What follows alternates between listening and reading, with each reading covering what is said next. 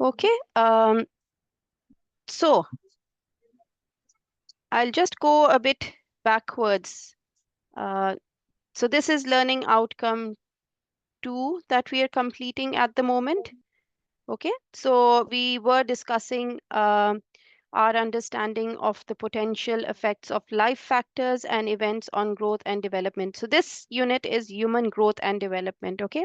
So it's talking about how the human growth happens. It's only concerning human growth and what are the milestones that a human achieves in different stages of their life. So it starts from infancy, when the child is born. Even before that, actually, it's pre-pubert, sorry, before the child comes into the world. So it's even before preconception, actually. So growth happens throughout and development happens throughout. And the factors that stop growth or slow down growth or accelerate growth. So we have discussed a bit about those factors. I'll just go very quickly through what we had discussed. A learning outcome 1 has been discussed already, and I'm not going to speak about that because that is already on Moodle. It should be shared with you. If not, just let us know. Um, so we had discussed life factor events and growth and events which affect growth and development. So we have discussed a lot about what biological influences you may have, what lifestyle influences you have, your education, your employment. So all of these factors may have an impact on human growth and development. So there's some effects that may have an impact. So illness, disability, loss of focus, increase in focus, achievement, a dip in achievement, that means less achievement, need for support, guidance, and access to services. All of these have an impact on human growth and development. Some of the key terminologies that we had discussed is so the health and well-being. It's impacted by a number of factors, which we've talked about. They might have a good effect or a bad effect. So physical, emotional, social, economic, and environmental factors are all those that are involved in um, your growth and development. Okay, either positive or negative. Knowledge of these factors, it's very important so that we can support people and ourselves also. So there's some environmental factors you can see. So the more polluted a place is, the worse is the development and growth of an individual. Noise, air, sewerage, um, its housing conditions, whatever you find in the environment that's harmful would always obviously impact your growth and development. Economic factors. So the better you earn, it is um, widely known. You have better options when to live in. You have more ventilated places. You have less of mental stress because of bills, but you may have mental stress because of other things. So those also matter. So it's not just economic factors. Person who, but then having said that, you cannot expect a person who is living in poverty to have no mental impact. So it's very hard. There might be people, very lucky people, who are living in these conditions, but they're content and it doesn't matter to them. But it's very seldom and it's very hard. Okay. So better clothing, all of this, whatever is positive, has a positive impact on your lifestyle and improves your life, improves your chances of being of development and growth. Again, poor living conditions have a negative impact. So you have poor heating, there's arthritic pain because of that. You have overcrowding, which may lead to anxiety, depression, stress if you're living in a shared place. Um, if there are no open spaces or gardens, you have low fitness levels from lack of exercise. Physical factors, so we have discussed this. So you have genetic factors that may be because of your inheritance, such as your hair color, your eye color, or certain other diseases such as cystic fibrosis or Down syndrome. So these may impact your physical growth and development, not your hair color, obviously, but there are other factors like diet, nutrition, hydration, breastfeeding, bottle feeding, weaning. These all have an impact. These physical factors have an impact on your well-being, on your growth and development. Um, Abuse is one factor. So we had talked about emotional, which is financial abuse, physical, sexual, psychological, and neglect. So neglect is also one type of abuse, which is now very well known, especially in children. So there are negative impacts of noise pollution that cause stress, anxiety, high blood pressure, disrupted sleeping patterns, hearing loss. Then we had talked about, I'm not going into details. This has already been shared, has already been discussed. I'm just going and I'm giving you an overview just to wrap it up. So the social and emotional factors, so your society, your gender issues, there may be adverse childhood experiences, there may be employment issues, all emotional factors and social factors, they all have an impact on your growth and development, either positive or negative. Relationships can have a positive or negative effect, like if there's a trustworthy relationship, that's going to boost your growth and development. However, mm, people can hurt your feelings, and that leads to a negative impact. We had ended till here. So here we had discussed the economic employment and poverty. So in urban areas, wherever you have better economic employment and lesser poverty, there's more growth there. Okay. There are more communities that join together to work for each other. There's a strong network there of services, interventions, and projects happening for the better of the community. There are social contexts, which I've just discussed, early years and children and young people. There's support for these people. Okay. So that's a thriving, a growing society that supports your growth and development. So there are five. Now I proceed. So there are five life life factors on that impact the development of an individual. In the middle of the session, please, if you have any questions, please feel free to um, put it in the chat box. If you have children and you don't want me to hear their sound, I don't mind. I don't mind yourself muting yourself. It's totally okay. So just let me know if you need more details on any point that we are discussing. Okay, or if you need more clarification, I'm happy to go through it. So nature has an impact. So that's your genetics. So cystic fibrosis, for example, it's a condition where you have fibrosis of your organs, so your organs don't work properly. So that means you don't have a good digestive system. Your lungs are not working properly. So there are a lot of factors in it, a lot of variations in it. So um, this is one kind of genetic factor that impacts your growth and development. Biological factors such as your effects of diet. So a healthy diet will always give you obviously positive energy. A diet that's more in that has more of fats or more of um, let's say it's not healthy diet and it's more of fast foods, for instance. In those cases, obviously, you have less chances of growing, especially for the younger children. Environmental exposure of pollutants, we've talked all about this. So noise pollution, water pollution, air pollution, um, all of these have an impact on your growth and development, whether you know it or not. You might not even know it, and these all have an impact. So social and economic conditions like your education and your employment status also impact your growth and development. So the better a person is educated, you'll have a better employment, but that a higher good education comes from obviously good living conditions. And when you're out of poverty and you have good support there, you have a healthy support there, you have healthy environments there. All of this is very interconnected. It's not just separate entities. Okay. Lifestyle is also one very important factor where you have your nutrition.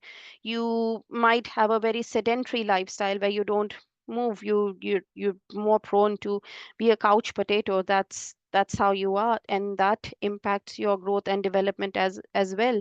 We've seen so many diseases happening because of sedentary lifestyles as opposed to having a lifestyle that has more of physical activity. Genetics. So genetic traits, obviously, we know that they're passed from the parent, both Both parents to parents. the child. And uh, this, This I can hear my own sound, which is very irritating. Okay, that's fine. I fixed it.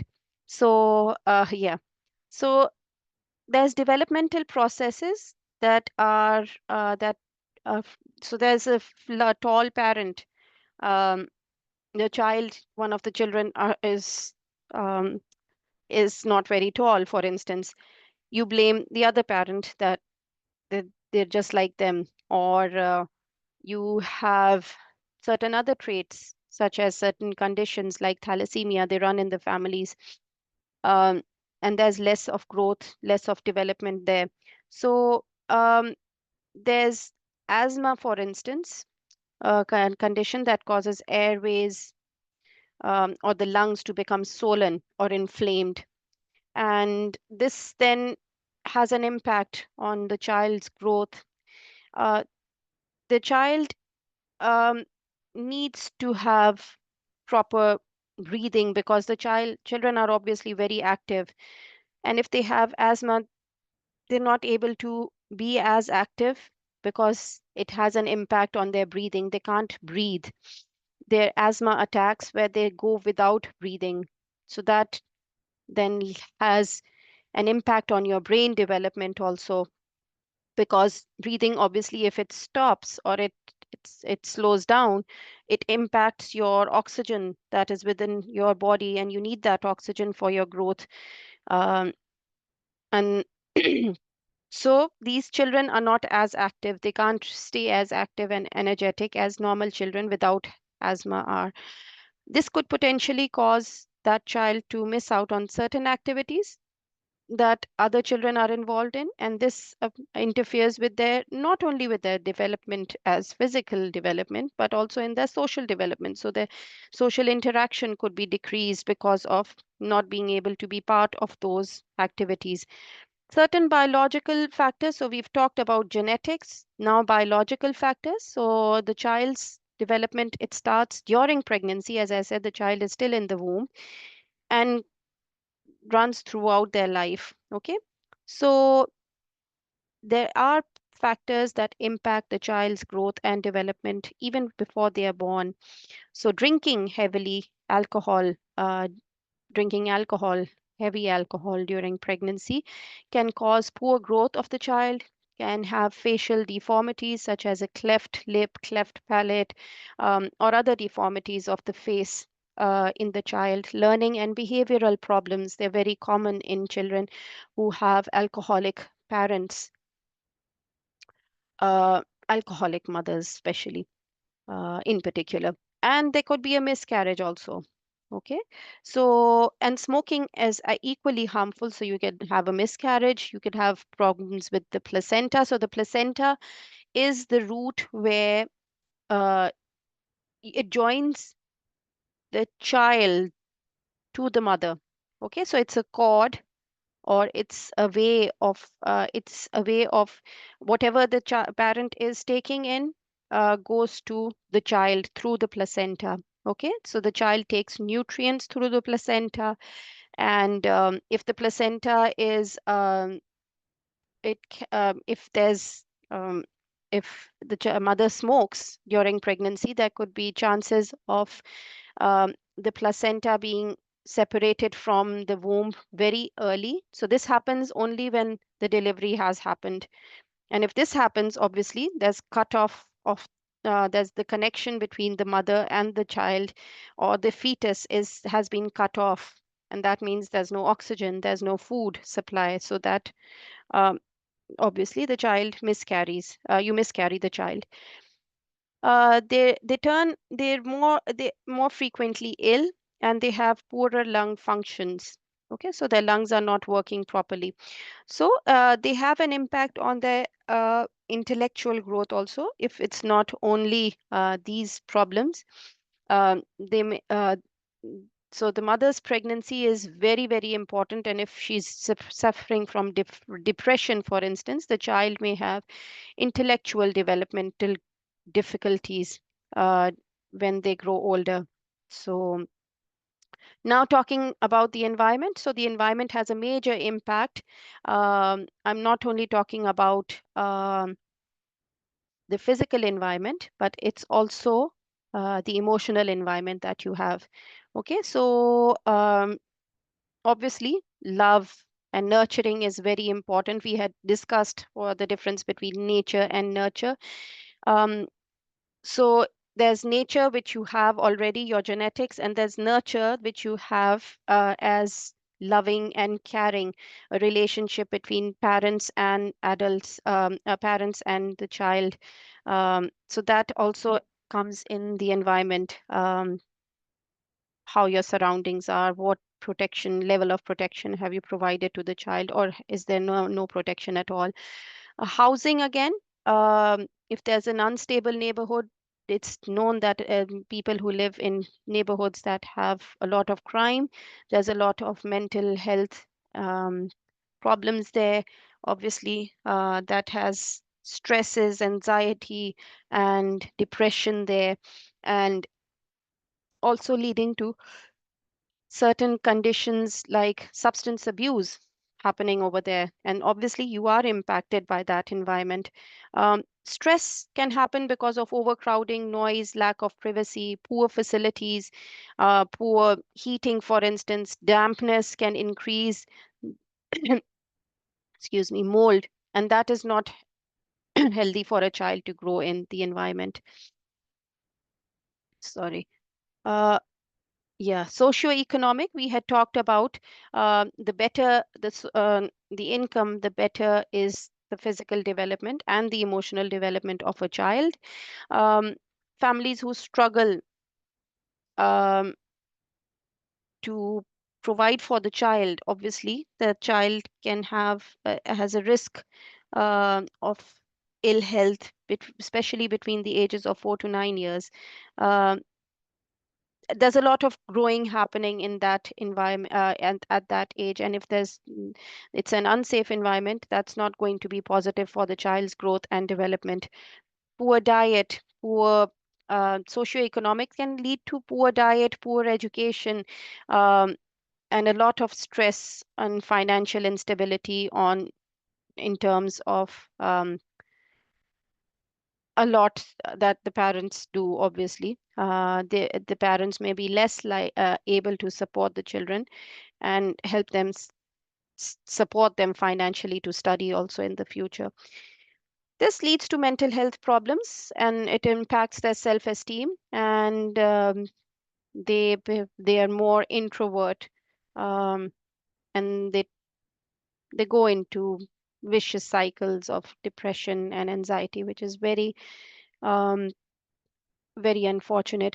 Lifestyle, so development can potentially impact, it can impact, it can be impacted by your dietary choices, which is a part of your lifestyle. So if you're eating more fast food, if you're eating more uh, junk food, let's say, that's not really good. That's not going to help you.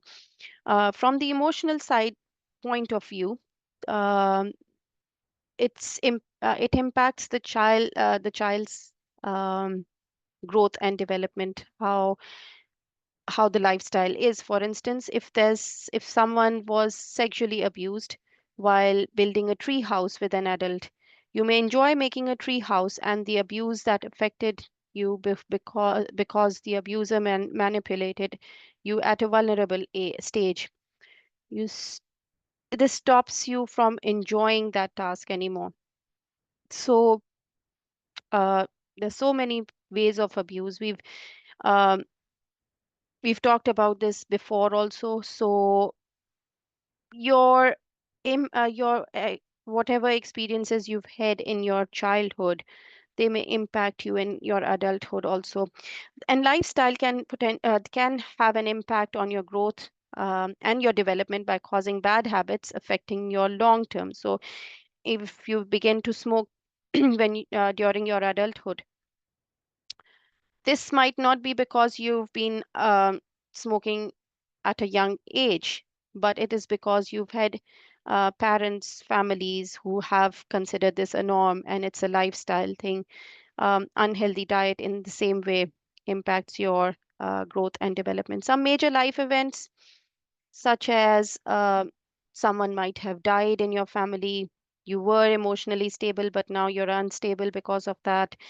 Um, someone got seriously ill, or you got seriously ill. So these are major life events that tend to have a great impact on your own, your um, emotional stability. So these have an impact. If they have an impact on you emotionally, they will impact you physically, and would impact your growth and development. So we had talked about nature and nurture again, just to wrap it up the session. So nature and nurture, they're linked to the philosophical concept of empiricism and rationalism. We had talked about this earlier. I had shared the link with you also to go through. So again, rationalists hold the view that the content of concepts and knowledge may at times surpass the information that sense experience alone provides. They also believe that some form of reasoning is the source of this added information about the world. So that's it from my side for this session. Please read this article. Um, I'll share this. These are some of the references that you would want to go through. Very, very good references that could help you for your assignment discussion. These will be shared with you on Moodle. I'll just share this link with you. Because of time constraints, we can't actually go through the article or through long videos that we share the links with you. That's for you to go through when when the session is over. So that's self-reading. I've shared this link with you. Please go through it. Um, okay, so I'll stop sharing. I'll stop share here, and I'll start sharing my other slides with you. Before that, just give me a minute so I can just take your attendance.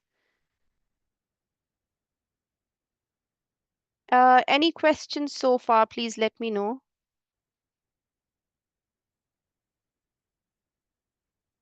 So I'll save this. Okay, so I'll save this. So I'll start sharing the other slides now.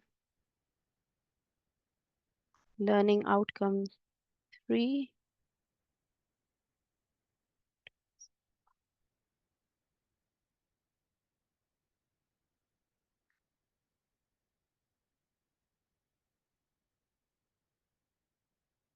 If I'm not able to complete these slides in time, uh, I will be then trying and completing them tomorrow. Okay, so there's no rush for this. Okay, we have to understand what we are doing and what we are delivering.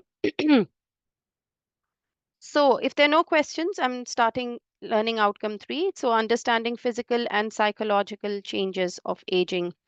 So aging, obviously, we know, and this is some of the indicative content for physical and psychological changes of aging. So the physical, they may be physical changes, they may be changes in your respiratory system, in your musculoskeletal system, in your skin, in the impact that when you're ill, what would happen. They're more common in aging. There's some psychological changes also that impact on your confidence, the effect on your self-esteem, effect uh, of ageism, effects of there's several theories of aging as well, social disengagement. We'll talk a bit about all of these. There's services available to support individuals who experience changes associated with aging. So there's self-help, there's medical and health services, social care services, home support, counseling, meditation, um, and networks or mediation also, independent living, supported living.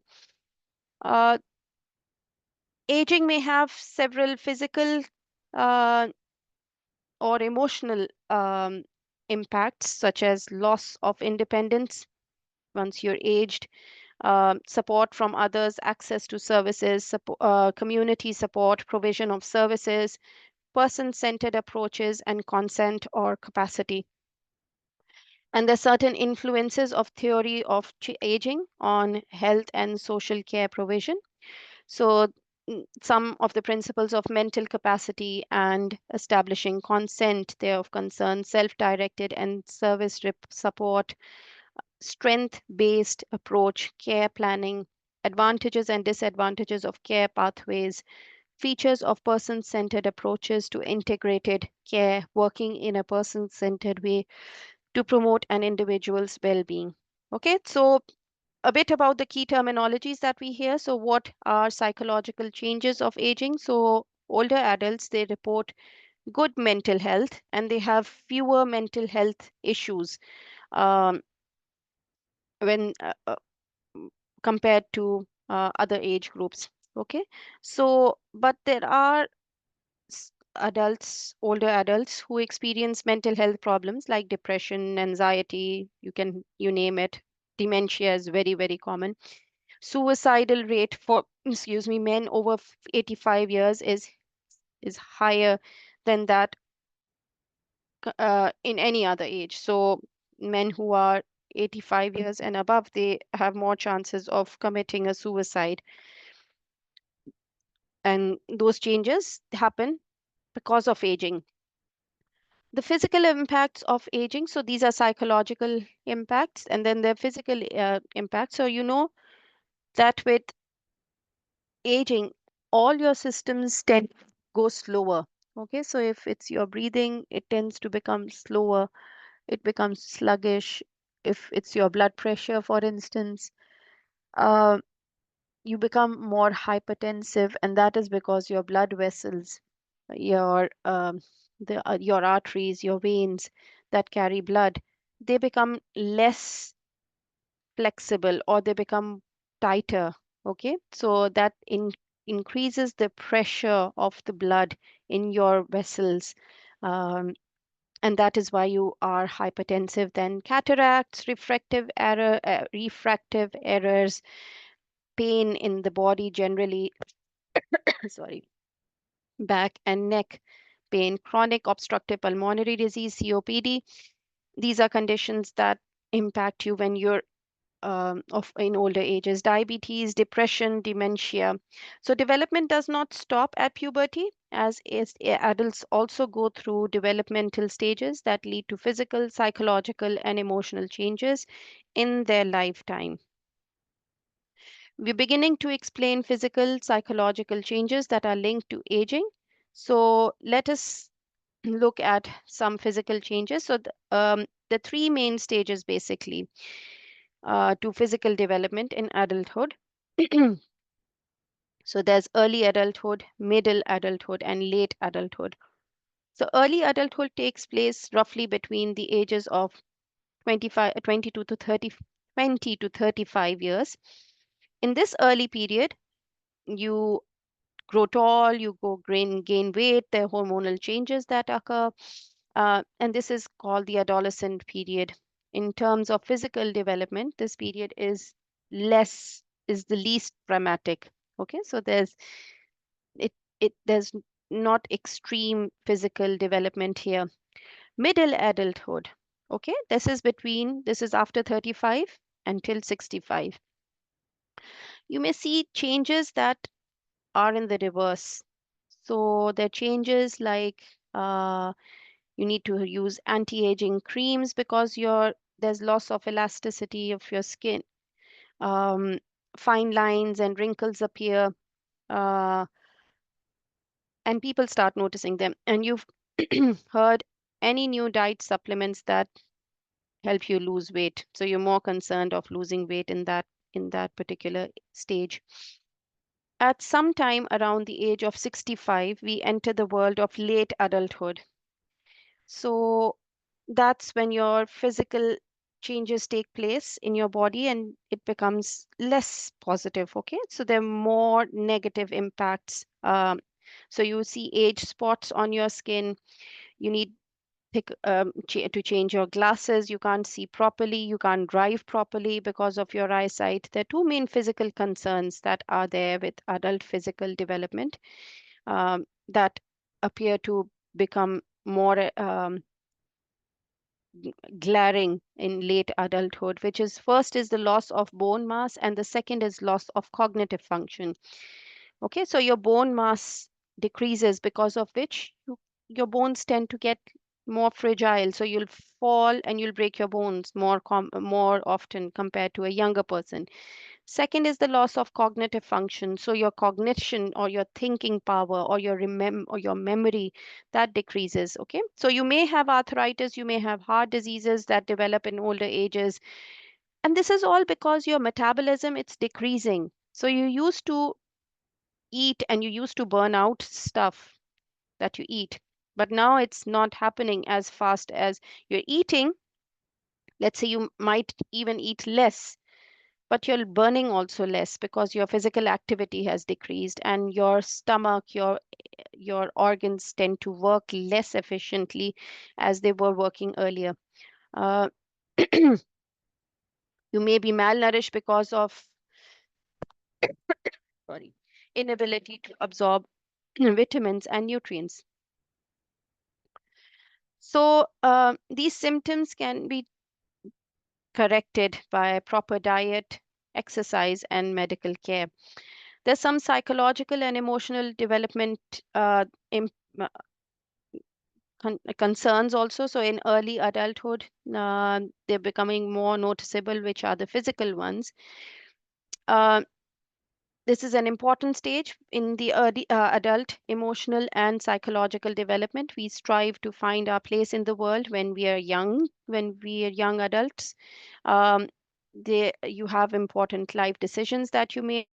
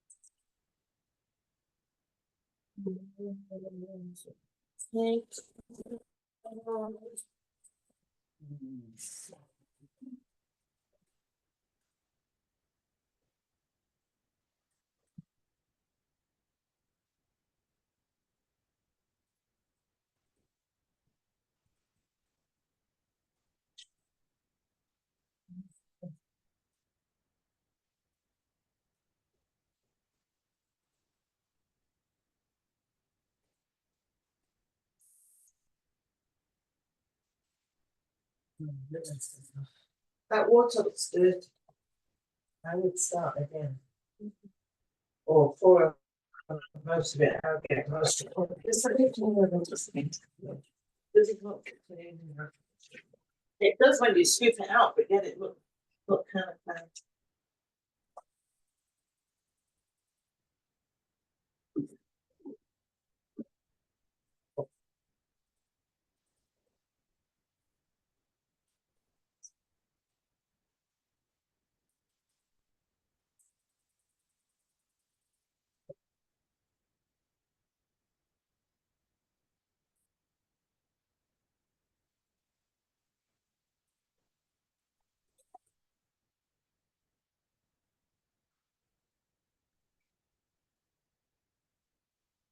Oh, why did I get that wrong? That's like,